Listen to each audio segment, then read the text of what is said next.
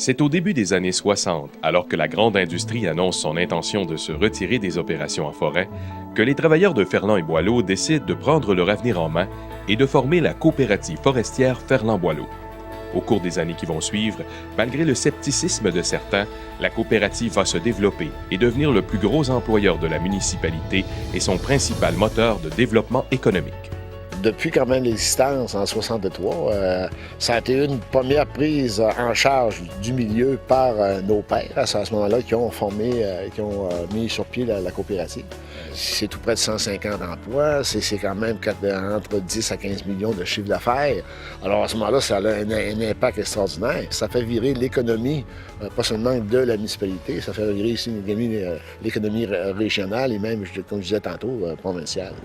La coopérative forestière, c'est 125 membres, travailleurs, travailleuses au sein de la coop. Nos principales activités, c'est la récolte de bois. On récolte annuellement environ entre 200 et 300 000 mètres cubes de bois. On réalise aussi des travaux d'aménagement, un peu de reboisement, à peu près 200 000 plants annuellement. Et on fait aussi des travaux en éclaircie précommerciale, l'équivalent à peu près de 8 à 900 hectares. Autre activité connexe, on investit aussi dans une entreprise à la deuxième transformation du bois qui se trouve être Plancher Mistral du groupe Nova. Il y a une usine qui est à Ferland-Boileau. Alors cette usine fait à peu près un chiffre d'affaires annuel de 18 millions. Malgré la diversification opérée au cours des années, la récolte de bois demeure le principal champ d'action de la coopérative Ferland-Boileau. Il représente plus de 80 % de son chiffre d'affaires, qui dépasse maintenant les 10 millions de dollars annuellement. Au fil des ans, les travailleurs de la coopérative ont développé une expertise dans ce domaine et un savoir-faire qui leur permet de demeurer au fait de l'évolution des normes de l'industrie et de répondre ainsi aux exigences les plus élevées de sa clientèle. Au niveau de la récolte de bois, plusieurs clients, c'est très important. Le fait d'être diversifié comme ça, ça nous permet à pallier des fois à certains clients qui vont manquer de volume de bois, qui vont avoir certaines coupures. Alors à ce moment-là, ça nous permet de ne pas avoir un coup trop dur à ce moment-là. Alors on tient, et puis ça fait partie de notre planification stratégique à maintenir ce nombre de clients-là. La coop a été formée en 1963 et puis on était parmi, je ne sais pas si c'était le premier ou le deuxième contrat qui signait là, au niveau de les clients qui ont signé. Mais c'était mon père à l'époque donc qui signait ça. Puis depuis ce temps-là où à peu près on a été servis par eux autres. Là. Pour nous autres, ce qui est important, c'est la qualité. Évidemment, le prix est toujours important parce qu'on est toujours dans un monde en compétition. Et puis il faut que notre coût ressemble à ceux de nos voisins. Par contre, on s'est aperçu dans la transformation, il faut vraiment que le bois soit de qualité parce que si tu chies des bio pas de qualité, ça coûte terriblement cher. Puis ça, les gens de la coop Ferland-Boileau l'ont bien compris. Puis quand on a des problèmes de qualité, on leur dit, puis ça réagit, puis ils veulent que ça marche. Ils veulent qu'on fasse affaire encore ensemble dans les années prochaines. Puis c'est bien important.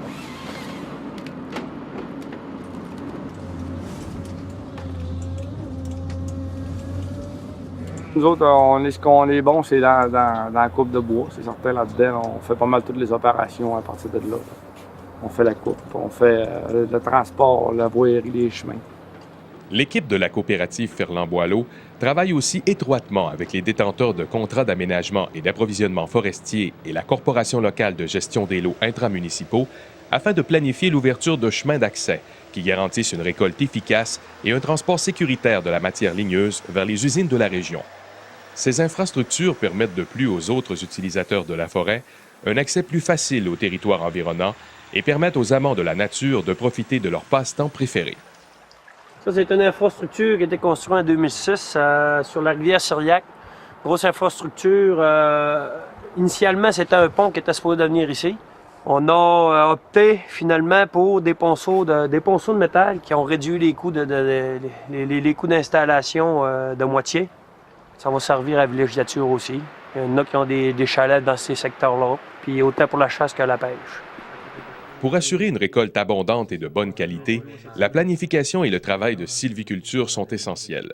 Grâce aux outils les plus récents et à une grande connaissance du terrain, l'équipe de la coopérative, formée de techniciens et d'ingénieurs forestiers, prépare tout au cours de l'année les plans d'aménagement et organise le travail de nombreux membres débroussailleurs et travailleurs sylvicoles. Il y a beaucoup de techniques avant que les gars entrent en jeu. Là. On vient passer quelques semaines à venir poser des rubans puis prendre notre inventaire. Il faut déterminer le nombre de tiges à l'hectare afin d'avoir un taux à l'hectare. C'est des grilles déterminées par le ministère. Fait comme ici, par exemple, c'est des terrains à 16 200 tiges à l'hectare. Fait que ça nous donne un montant coopératif que nous autres, on donne un pourcentage aux travailleurs. On prend des données terrain, on compte le nombre d'arbres dans un rayon de 1,13 m qui va donner le nombre de tiges à l'hectare. On peut retrouver avant traitement environ 10 à 15 000 tiges, peut-être même 20 000 tiges à l'hectare. L'objectif, c'est d'en garder 2 500. Alors, l'opération qui est nécessaire à ce moment-là d'exécuter, c'est le débroussaillage ou de l'éclaircie pré-commerciale, qui consiste à conserver une tige à peu près à tous les 2 mètres.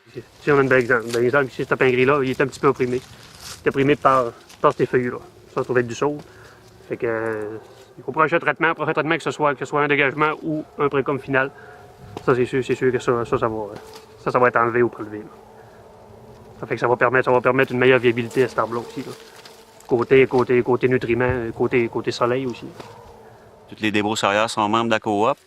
J'ai Marcus ici. Là, Marcus est même membre et plus que membre. Il est sur le conseil d'administration de la coopérative. Le conseil d'administration est assez bien réparti au niveau des activités de la coopérative. Autant sont sur la récolte de bois, autant il y en a qui sont sur à l'aménagement, au niveau de la supervision aussi. Fait que Marcus, lui, se trouve sur le conseil d'administration, donc directement impliqué dans les orientations, dans les stratégies d'entreprise. Il est propriétaire de l'entreprise, comme tout membre de la coopérative. J'ai travaillé dans le nord, vers Matagami. J'ai travaillé à Chibougamau, Matagami. J'ai travaillé à Sainte-Terre. Des réserves indiennes à Mistassini aussi. J'ai fait pas mal le tour du nord. Puis je suis venu ici à la coopérative Ferland-Boileau en tout cas parce que j'étais plus près de chez moi. Puis juste le fait de pouvoir venir à la maison chaque soir, c'était mieux pour moi. Là. Il y a un an, je ne savais même pas débroussailler. Marcus a accepté de me mettre sous sa tutelle. Donc c'est lui qui m'a dit viens avec moi, je vais t'apprendre le métier. Et puis après, il y a des gens comme Éric Rousseau, la coopérative qui m'ont fait confiance. Parce que contrairement à ce qu'on pense, pour un immigrant, c'est très très dur de trouver du travail au Québec. Ça a été vraiment un petit coup de dé parce que je ne connaissais pas du tout le Québec. J'étais sur Internet, j'ai vu une propriété à Ferland-Boileau, je ne savais pas c'était où Ferland-Boileau. Je ne retournerai pas en France. Non. Ouais, une fois qu'on a goûté à ce paradis-là, c'est difficile après de refaire un pas en arrière. Ce paradis si cher aux résidents du secteur est aussi composé de lots forestiers situés à l'intérieur des limites de la municipalité. L'aménagement de ces lots intramunicipaux est entièrement planifié et réalisé par la coopérative sous la responsabilité de la corporation réunissant les principaux intervenants locaux. Même s'ils ne représentent pas la plus grande partie des revenus, les lots intramunicipaux sont sans aucun doute la plus grande source de fierté de la coopérative et la plus belle démonstration de son savoir-faire en matière d'aménagement forestier durable. Les lots intramunicipaux, c'est 10 000 hectares de forêt qui entourent Ferland-Boileau. C'est quand même un potentiel très intéressant, à laquelle la coop est greffée à ce projet-là via une corporation, la corporation de la mise en valeur de la forêt à Ferland-Boileau. Cette corporation-là, c'est un conseil d'administration qui est formé de différents gens du milieu. On parle de milieu municipal, milieu de la forêt privée, récréo-touristique, faunique. Et la coopérative fait partie aussi de ça. Et là, notre rôle est différent en ce sens qu'on a vraiment un rôle de planificateur, de gestionnaire pour la corporation. Alors, on fait les travaux de planification forestière, de récolte de bois et puis de sylviculture aussi. Et se greffe à ça aussi des volets récréo-touristiques, des volets fauniques, des volets connaissance aussi de ce milieu-là, davantage. Et aussi, je parlais tout à l'heure des produits forestiers non ligneux. Alors, c'est à l'intérieur de ce grand terrain de jeu-là qui appartient aux gens de la communauté dans lequel on va évoluer là, à trouver différents projets. On parlait déjà de deux dégagements qu'il y avait eu dans cette plantation-là. Ici, on va faire une foresterie qui est plus fine. Par exemple, en arrière-plan, on voit une plantation qui est là. Ça a été une coupe de bois qui a été faite en 98, reboisant en 99. Et on a fait quand même 2 entretiens de plantation avec les résultats que ça donne. On a quand même des plants d'une hauteur de 10 pieds, 12 pieds. Après 8 ans, c'est quand même bon pour du pain gris. Fait que c'est un peu ça. Fait qu'on va en mettre un petit peu plus parce que normalement, en forêt publique, on pourrait faire simplement un entretien de plantation. Mais c'est une forêt qui est de proximité, qui est proche des usines, qui est facilement accessible. Alors, on en met un petit peu plus. Ici, c'est une belle image de travaux qu'on peut réaliser, ce qui se fait uniquement sur les lots intra, pas sur forêt publique. Alors, ce que ça démontre, c'est une courbe de succession en devenir. C'est qu'on a une belle étage de résineux, À plein boisement, on en a partout. Et en étage supérieur, on trouve du peuplier. Si on ne fait rien, qu'est-ce qui se passe? À ce moment-là, c'est que notre peuplier va mourir, va tomber par terre de façon naturelle. Mais si on fait une intervention délicate avec la petite machinerie forestière, on peut récolter le peuplier, minimiser les bris sur les arbres sur l'étage inférieur. Et puis, on a récolté une belle matière ligneuse qui était disponible, qui était là sous bord de route. Et ensuite de ça, on peut faire une éclaircie pré-commerciale tardive là, sur notre couche résineuse.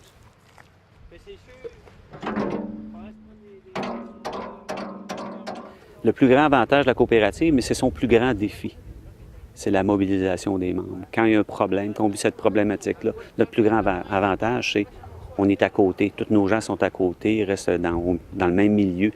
Démobiliser, des rencontrer, de leur dire, écoutez, là, on a un problème, on a besoin de vous. C'est notre travail qui est en jeu. Je vous dis que c'est pas long que ça peut se revirer. Alors, c'est notre plus grand avantage parce que ça nous appartient, c'est notre entreprise. La coopérative, c'est une structure qui est inaliénable. C'est une entreprise inaliénable. Ça veut dire que ça ne se vend pas. Ça appartient aux gens du milieu.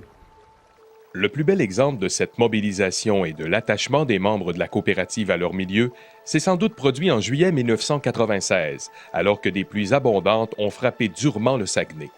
Lorsque la digue du lac AA a cédé, la municipalité s'est retrouvée isolée, sans électricité, sans eau et sans moyen de communication avec l'extérieur. Ben là, juste pour la communication, juste pour les routes. De là, c'était quelque chose. Puis la coopérative, juste les membres de la coopérative, ça se connaissait tous, ça travaillait tous ensemble, ça travaillait tous sur le même côté, puis ça essayait d'aider. Moi, j'ai une machine, un membre a une machine, la coop en a, l'autre membre a une machine, un autre pick-up était quelque part, il y a un radiotransmetteur dedans, puis tout le monde s'entraidait parce que c'était grâce à la coopérative, on avait tous le même système. La coop, c'est un groupe, c'est nos voisins, on peut s'organiser des rencontres ensemble, des fins d'année ensemble, mais encore là, on se connaît tous. Comme on dit, on est jamais mieux que chez nous, puis c'est notre monde, c'est notre un peu familial, si tu veux. Tout le monde se connaît, tout le monde se côtoie, fait qu'on a une belle ambiance, le monde sont tous, je pense, ils veulent tous avancer dans le même sens. Je pense que c'est intéressant. On a une belle équipe, on est une maudite belle équipe. On est comme une grosse famille, puis je rentre travailler, puis je me sens plus chez nous, puis je connais les gens avec qui je travaille. Une coopérative, c'est notre entreprise. On ne travaille pas pour monsieur, madame, tout le monde qui, eux, vont faire de l'argent à nos dépens. C'est plus pour nous qu'on travaille. Là. La coopérative, elle n'est pas jeune, hein? Elle est plutôt vieille et expérimentée, mais elle a réussi à bien faire ses transitions dans son histoire et à profiter des occasions d'affaires qui se présentaient. Ils ont été très aventuriers à certaines époques. Ça a été parfois douloureux, hein? Mais ils ont des souvenirs, mais ils s'en sont toujours bien sortis. Puis avec des bons gestionnaires, la coopérative a compris que c'était important d'avoir des gens, des bons capitaines pour mener le bateau, tout en impliquant bien le conseil d'administration. Donc, c'est une coop dynamique qui a plusieurs clients, qui a réussi à attirer des jeunes encore mieux que la moyenne. Donc, c'est une des coopératives exemplaires qui vraiment se distingue dans notre réseau. Mon père a été un des fondateurs, un des premiers présidents. Il demeure que, je veux dire, ça a toujours continué. Puis je crois que la graine qui a été semée par nos parents, elle est toujours là, puis de plus en plus vivante, je crois. L'histoire de la coopérative Ferland-Boileau est une grande histoire de famille dans tous les sens du terme. Et il n'est pas rare d'y croiser les représentants de la 3e génération de ses membres fondateurs qui ont repris avec fierté le flambeau familial et qui croient encore aujourd'hui que l'avenir passe par la coopération. De plus en plus, la coopérative est solide aussi, on l'a déjà dit. D'après moi, ça va vivre encore longtemps, je ne suis pas inquiète de ça. Là. On peut voir venir des petits problèmes puis passer à travers, puis se développer encore pendant longtemps. La majorité des travailleurs aujourd'hui, c'est la 3e génération de la coop. C'est tous des jeunes qui travaillent comme lui, là, même ses machines, tout ça, les petits fonctionnaires, tout ça. C'est tous des jeunes. Mais c'est la preuve qu'elle est là pour longtemps. Je pense qu'en misant beaucoup sur la qualité, l'environnement, puis la sécurité, prévention, tout ça, on peut voir le futur positivement. Le milieu forestier ne va pas disparaître. Là. La forêt, on va toujours l'exploiter, puis le monde va continuer de consommer. On voit que la coop, on s'en sort quand même bien présentement, fait que ça devrait juste aller mieux dans le futur encore.